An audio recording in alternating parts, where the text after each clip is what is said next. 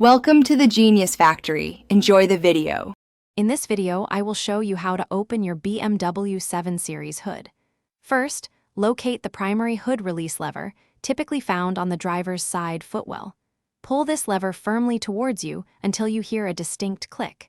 This action disengages the first of two latches, preparing the hood for its final release. It's a simple first step to access your engine bay. Now, move to the front of your BMW. Look under the hood's leading edge, usually above the grille, for the secondary safety latch. This latch is often a small lever or tab. You'll need to either push it upwards or pull it sideways, depending on your specific model, to completely free the hood. This mechanism prevents accidental opening while driving. With both latches released, gently lift the hood upwards. It might feel a bit heavy, so use both hands if needed. Once open, locate the hood support rod, which is usually clipped to the underside of the hood or near the engine bay.